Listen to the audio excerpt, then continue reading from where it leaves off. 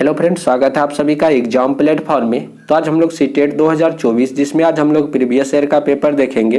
तो ये पेपर आपका जो है 20 अगस्त 2023 को पूछा गया था, जिसमें आज हम लोग सोशल साइंस यानी कि पेपर 2 देखने वाले हैं। तो आज हम लोग जो रेस्ट आर 20 क्वेश्चन बचा हुआ, जिसे हम लोग जो 3 पार्ट में कवर कर रहे हैं। तो इससे पहले हम लोग जो है पिछले वाले वीडियो में कवर कर चुके लगभग 40 क्वेश्चन, तो 2 पार्ट में उसे हम लोग कवर किए। आज जो रेस्ट आर जो 20 क्वेश्चन जो बचा हुआ है उसे आज हम लोग देखने वाले हैं। तो सबसे पहले आप लोग एग्जाम प्लेटफॉर्म पे नए हैं तो आप लोग एग्जाम प्लेटफॉर्म को जरूर सब्सक्राइब कर लीजिए। तो चलिए देखते हैं आज का फर्स्ट क्वेश्चन। तो देखिए यहाँ पे पहला क्वेश्चन है आपका, भारतीय नागरिकों को अनुदत्त किस मौलिक अधिकार की परिधि के अंतर्गत सर्वोच्च न्यायालय ने भोजन के अधिकार, निजता के अधिकार तथा प्रदूषण मुक्त जल एवं वायु के अधिकार का व्याख्या किया है? तो कौन सा मौलिक अधिकार है जिसमें जो है निजता का अधिकार, प्रदूषण मुक्त जल एवं वायु के अधिकार का व्याख्या किया गया है? तो कोई भी व्यक्ति जो है मुक्त जल और वायु का जो उपयोग कर सकता है, ये उसका जो है मौलिक अधिकार है। तो किस आर्टिकल में इसका वर्णन है? तो आर्टिकल नंबर 21 आपका राइट आंसर हो जाएगा। ठीक है, उसके बाद देखिए सेकेंड क्वेश्चन है आपका, भारतीय धर्मनिरपेक्षता अमेरिकी धर्मनिरपेक्षता से किस प्रकार भिन्न है? दोनों के बीच भेदों की पहचान करने वाले सही विकल्पों की निम्नलिखित में से पहचान कीजिए।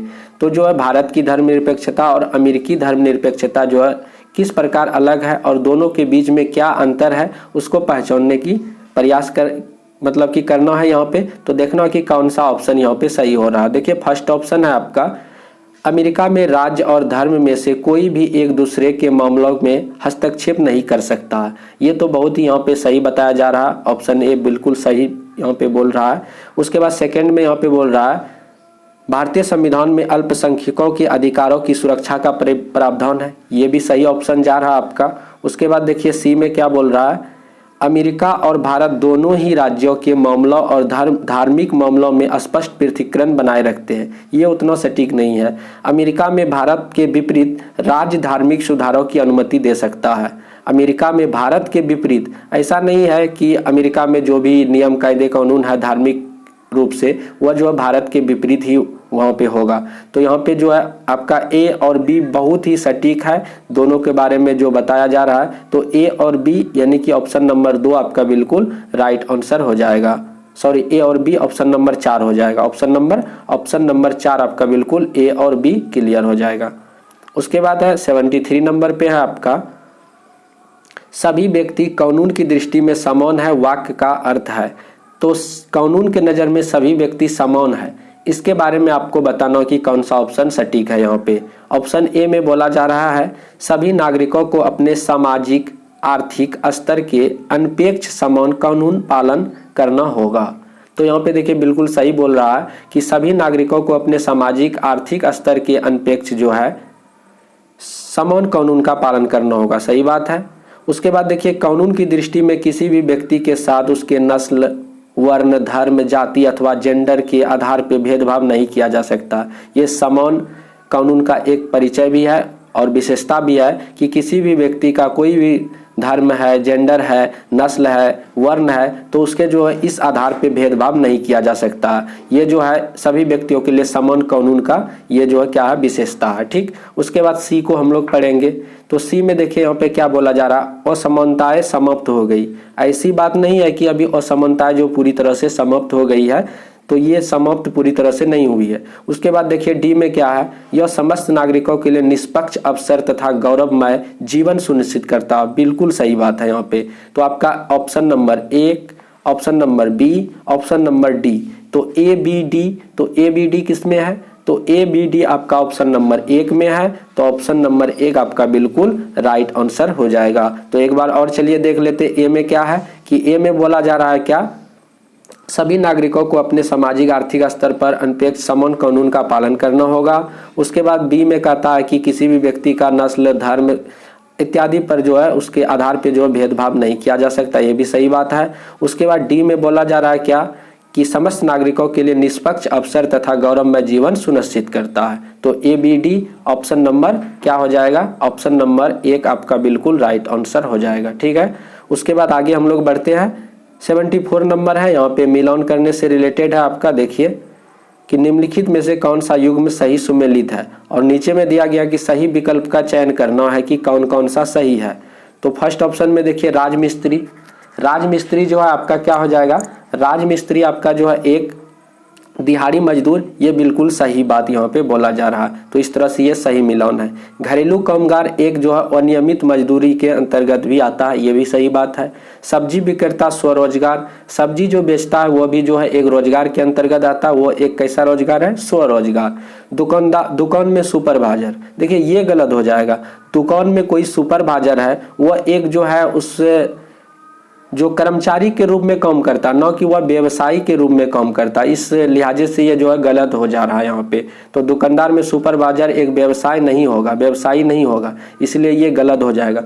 बाकी आपका एक यानी कि ए बी सी ये तीनों ऊपर से आपका जो सही है, तो ए बी सी यानी कि ऑप्शन नंबर 2 आपका बिल्कुल क्लियर हो जाएगा। सिर्फ आपका दुकान में आपका सुपरवाइजर जो व्यवसायी है ये गलत हो जाएगा, ठीक है। उसके बाद देखिए 75 नंबर है, ग्रामीण क्षेत्रों से शहरी क्षेत्रों में बढ़ते प्रवासन के परिणाम स्वरूप शहरों में औद्योगिक स्थलों के निकट स्लम क्षेत्रों में वृद्धि देखी गई। इस प्रकार के प्रवासन का कारण क्या हो सकता है। तो यहाँ पे देखिए क्वेश्चन पूछा जा रहा है कि गांव से जो है लोग शहर में जा रहे हैं, गांव से लोग शहर की ओर जा रहे हैं, तो आखिर शहर की ओर जाने का क्या कारण है। शहरों में औद्योगिक स्थलों के निकट स्लम क्षेत्रों में वृद्धि देखी जा रही है, इसका जो कारण क्या है वही आपको बताना है। फर्स्ट देखिए ऑप्शन क्या है आपका, शहरी क्षेत्रों में जीवन स्तर में अधोगति।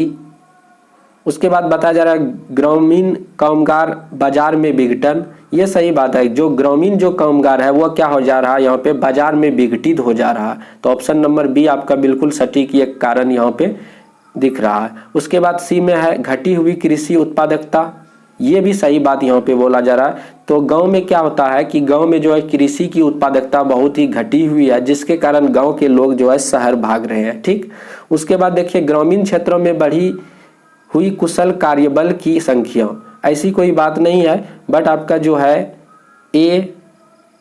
यहाँ पे बी और सी आपका जो है बिल्कुल सही जा रहा है। तो बी और सी आपका ऑप्शन नंबर जो है 4 यहाँ पे राइट आंसर हो जाएगा। तो बी और सी, बी में है कि ग्रामीण कामगार बाजार में विघटित हो रहा है, ये कारण है। उसके बाद जो आपका सी में घटी हुई कृषि उत्पादकता, ये आपका कारण है। तो ये दोनों कारण आपका जो है गांव से जो है शहर में लोग जो परिवर्तित हो रहे हैं, शहर की ओर लोग जो भाग रहे हैं, ये दोनों आपका कारण बिल्कुल सही है, ठीक। उसके बाद है आपका निम्नलिखित में से किन सेवाओं को सार्वजनिक सेवाओं में सम्मिलित किया जा सकता है। तो यहाँ पे 4 प्रकार की सेवाएं आपके सामने है। इन चारों प्रकार की सेवा में आपको बताना है कि कौन कौन सी सेवाएं को जो है सार्वजनिक सेवाओं के अंतर्गत शामिल किया जा सकता है। जैसे पुलिस सेवाएं है, इसे जो सार्वजनिक सेवा के अंतर्गत कर सकते हैं आप। न्यायिक सेवा को भी कर सकते हैं, शैक्षिक सेवाओं को भी कर सकते हैं। हालांकि निर्माण सेवा भी जो है आपका जो सार्वजनिक क्षेत्र में आ सकता है, लेकिन इसे जो नहीं कर सकते, क्योंकि निर्माण सेवा जो भी होता है ये जो सरकार और जो निजी संस्था होती है दोनों के द्वारा प्रदान की जा सकती है, इसीलिए आपका जो निर्माण वाला आपका गलत हो जाएगा, ठीक। आपका बाद में कि ए बी सी यानी कि पुलिस सेवाएं, न्यायिक सेवाएं, शैक्षिक सेवाएं, ये तीनों सेवाएं को जो है आप जो सार्वजनिक सेवाओं में सम्मिलित कर सकते हैं, ठीक। तो ए बी सी, तो ए बी सी किस में है, तो ए बी सी आपका ऑप्शन नंबर 4 में है। तो ये आपका बिल्कुल राइट आंसर हो जाएगा। उसके बाद आगे देखते हैं हम लोग। तो आगे आपका देखिए 77 नंबर है। 77 में आपका देखिए क्या है, 1883 में इल्बर्ट बिल के लागू करने पर विरोध हुआ, क्योंकि तो 1883 ईस्वी में आपका जो इल्बर्ट बिल जो है लागू होता है, तो इसका विरोध होता है। तो विरोध होने का क्या कारण है आपको बताना है, कौन सा ऑप्शन इसमें सही होगा। तो देखिए फर्स्ट क्या कहता है, भारतीयों ने इसका विरोध किया क्योंकि इस बिल ने ब्रिटिश सरकार को बिना सबूत के भारतीयों पर मुकदमा चलाने की छूट दे दी। ये तो बिल्कुल ही गलत है, इससे कोई रिलेट ही नहीं हो रहा है। उसके बाद देखिए सेकंड में क्या है, अंग्रेज ने इस बिल का विरोध किया। ये बिल जो है भारतीयों के द्वारा बनाया गया था, आप लोग इसे ध्यान में रखेंगे। इल्बर्ट बिल जो है भारतीयों के द्वारा बनाया गया था, ठीक। तो इसीलिए यहाँ पे गलत हो जाएगा। और भारतीयों के द्वारा बनाया गया था किसके विरुद्ध, अंग्रेजों के विरुद्ध बनाया गया था, इसे आप लोग समझेंगे। उसके बाद देखिए बी में क्या बोला जा रहा है, अंग्रेजों ने इस बिल का विरोध किया। सही बात है, इल्बर्ट बिल का विधेयक जो विधेयक है, बिल है, उसका विरोध किसने किया?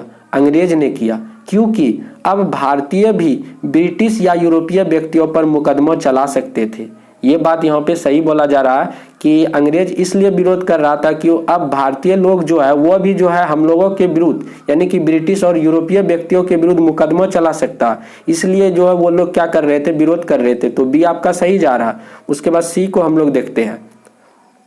बिल ने अंग्रेज और भारतीय न्यायाधीशों के बीच समानता स्थापित करने का प्रयास किया। सही बात है, वो जो इल्बर्ट बिल है जो 1883 का, वो अंग्रेज और भारतीय न्यायाधीशों के बीच जो समानता स्थापित करने का प्रयास किया।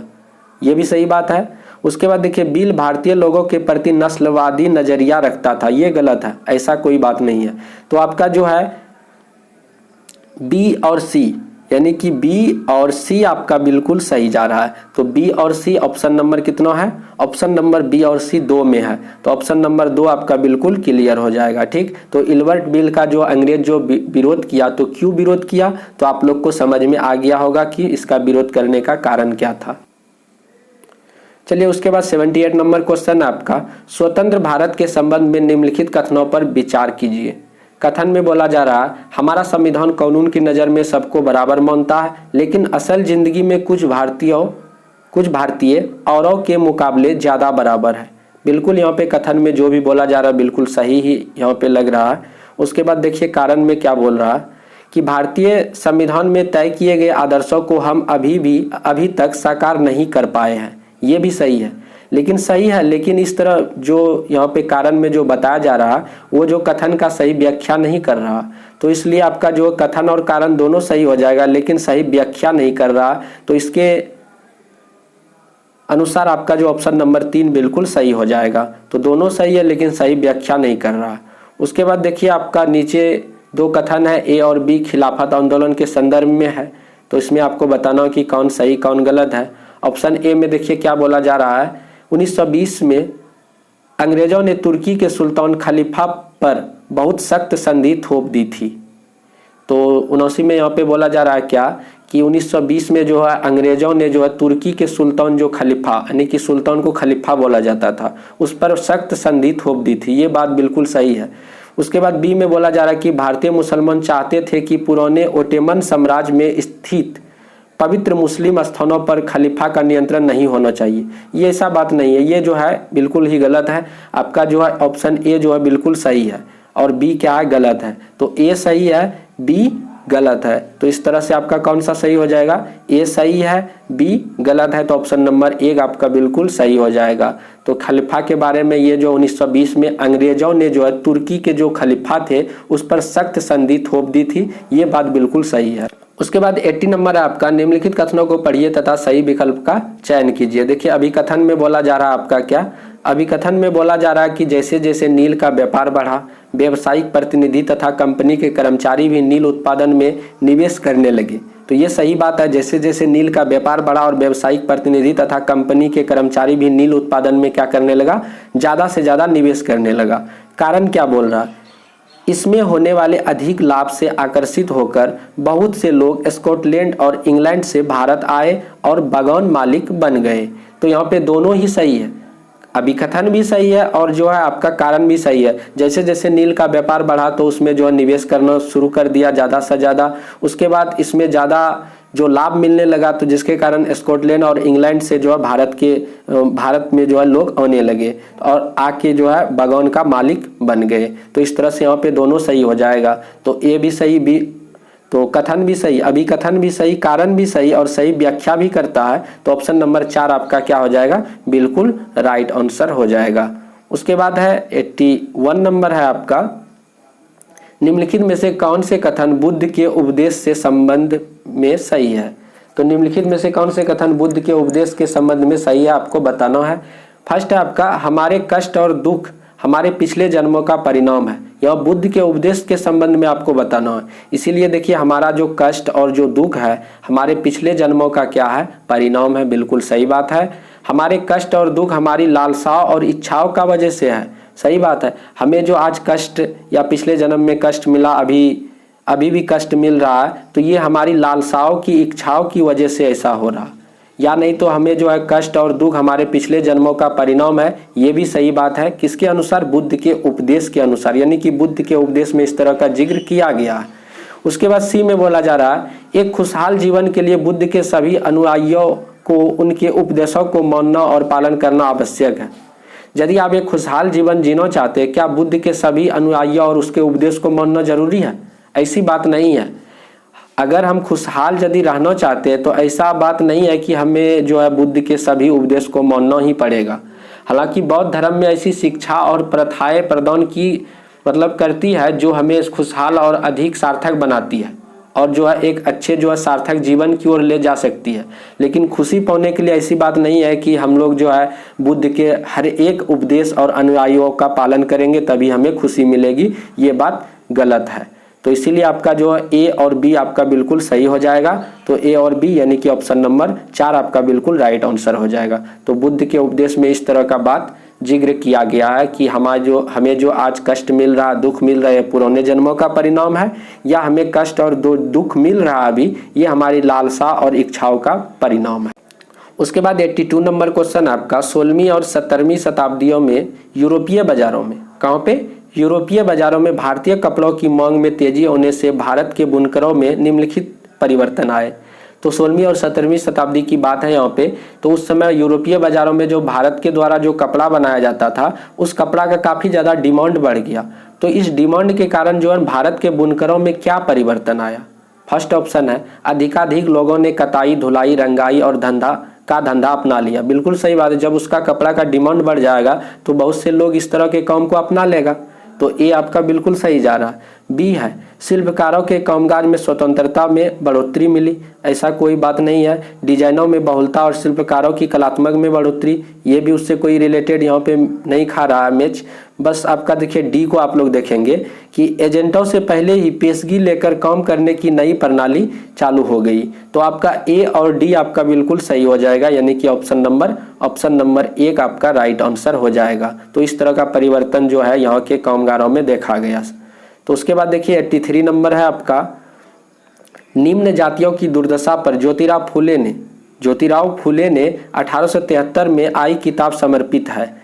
तो ज्योतिराव फुले के द्वारा जो 1873 में जो एक किताब आई थी, तो वह किताब में जो किसके बारे में जिक्र किया गया? तो वह किताब जो आपका अमेरिकी जो गृह युद्ध है, गृह युद्ध में दास प्रथा का विरोध करने वाले कार्यकर्ताओं के बारे में बताया गया। और वह किताब का नाम आपका जो गुलामगिरी है। तो गुलामगिरी बुक में ही जो है अमेरिकी गृह युद्ध के बारे में जो दास प्रथा का यानी कि दास प्रथा का विरोध के बारे में बताया गया है। कब का बुक है? 1873 में ज्योतिराव फुले के द्वारा लिखा गया था। ठीक, तो ऑप्शन नंबर आपका क्या हो जाएगा? 3 बिल्कुल राइट आंसर हो जाएगा। उसके बाद देखिए 84 नंबर है, निम्नलिखित कथनों पर विचार कीजिए। 19वीं सदी के दूसरे अर्ध तक गैर ब्राह्मण जातियों के भीतर से सभी लोग जातीय भेदभाव के खिलाफ आवाज उठाने लगे और सामाजिक समानता और न्याय की मांग करते हुए आंदोलन की शुरुआत कर दी। 84 में कहता है कि 19वीं सदी के दूसरे अर्ध तक गैर ब्राह्मण जातियों के भीतर से भी लोग जातीय भेदभाव के खिलाफ आवाज उठाने लगे और सामाजिक समानता और न्याय की मांग करते हुए आंदोलन की शुरुआत कर दिया। तो ऑप्शन नंबर 1 आपका बिल्कुल यहाँ पे सही जा रहा है। बी में देखिए क्या बोल रहा है, बी में बोल रहा है यहाँ पे मध्य भारत में सतनामी आंदोलन की शुरुआत घासीदास ने किया, जिन्होंने चमड़े के काम करने वाले के बीच काम किया एवं उनको संगठित किया और उनकी सामाजिक स्थिति में सुधार के लिए आंदोलन किया। तो यहाँ पे ए और बी आपका जो है दोनों ही यहाँ पे सही है। तो ए और बी दोनों सही हो जाएगा।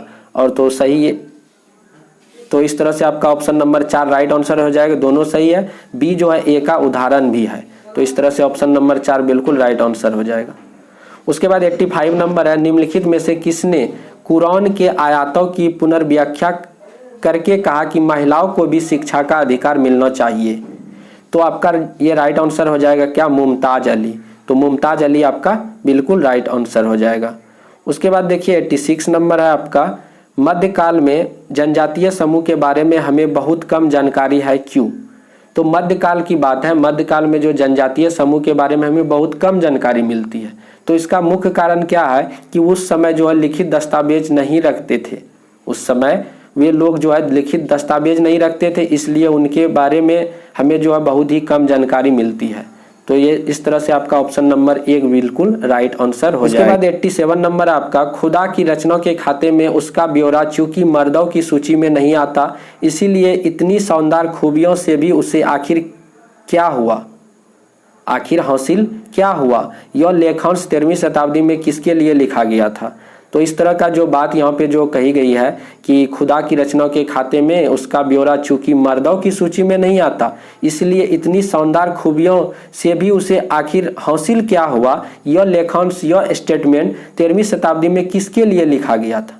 तो ये जो है रजिया सुल्तान के लिए लिखा गया था। तो रजिया को ही रजिया सुल्तान यानी कि बोला जाता है। तो रजिया सुल्तान आपका जो इल्तुतमिश का बेटी है, तो आप लोग इसे याद रखेंगे। और रजिया सुल्तान ही आपका जो फर्स्ट महिला शासिका भी है। तो रजिया सुल्तान आपका बिल्कुल राइट आंसर हो जाएगा। उसके बाद 88 नंबर है आपका, 12वीं शताब्दी में प्रयुक्त प्रौद्योगिकी के संबंध में निम्नलिखित में से कौन सा कथन सही है।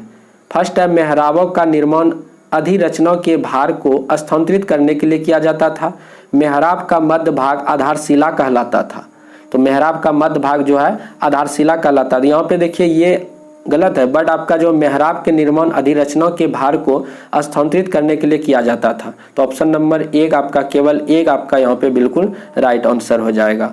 उसके बाद 89 है आपका, निम्नलिखित में से कौन से पुरापाषाण स्थल में चूना पत्थर से बने औजार मिले थे। तो आपका जो हुसंगी आपका बिल्कुल राइट आंसर हो जाएगा। यहाँ से जो है चूना पत्थर के औजार मिले थे, कब, पुरापाषाण काल में। उसके बाद लास्ट क्वेश्चन आपका 90 नंबर है, निम्नलिखित में से कौन सा महाजनपदों के नियमित रूप से कर वसूलने के संदर्भ में सही नहीं था। तो महाजनपद के बारे में बताया जा रहा है कि कौन सा महाजनपद में जो नियमित रूप से कर वसूलने का सही तरीका नहीं था, आपको बताना है। ऑप्शन यहाँ पे नहीं में देना है, ठीक। तो देखिए, आखेटों का संग्राहकों को भी जंगल से प्राप्त वस्तुएं राजा को देनी होती थी, ये बात यहाँ पे सही है। तो देखिए यहाँ पे उसके बाद है, व्यापार में खरीदी व बेची जाने वाली वस्तुओं पर कर लगाया जाता था, ये भी बात सही है। उस समय ज़्यादातर फसलों पर कर जो है उपज का आधा हिस्सा निर्धारित होता था, ये गलत बात है। ज़्यादातर फसलों में इस तरह का टैक्स का प्रावधान उस समय नहीं था, लेकिन यहाँ पे बोला जा रहा है कि ज़्यादातर जो है 1/2 यानी कि हाफ वाला जो टैक्स जो था उस समय निर्धारित था, ये गलत हो जाएगा। उसके बाद देखिए ऑप्शन 4 में है, चारावाहों को जानवरों या उसके उत्पादों के रूप में कर देना पड़ता था। तो ये भी बात यहाँ पे सही है कि चारावाहों को जो है जानवर या उसके उत्पाद के रूप में जो है टैक्स देना पड़ता था। तो यहाँ पे क्वेश्चन आपका नहीं में था, तो इसीलिए आपका नहीं में था, जवाब भी आपका नहीं में होगा। तो यहाँ पे बोला जा रहा है कि लगभग फसलों में जो आधा टैक्स मतलब की था। तो लेकिन इस तरह का जो है प्रावधान उस समय नहीं था, तो नहीं में है क्वेश्चन, तो आपका जवाब भी नहीं में, इस तरह से ऑप्शन नंबर 3 हो जाएगा। तो इस तरह से हम लोग जो है सोशल साइंस के टोटल 60 क्वेश्चन को कवर कर चुके हैं। तो आप लोग यदि पिछले वाले वीडियो नहीं देखे तो उसे भी आप लोग देख लीजिए। तो चलिए मिलते हैं हम लोग अगले वीडियो पे। जय हिंद, जय भारत।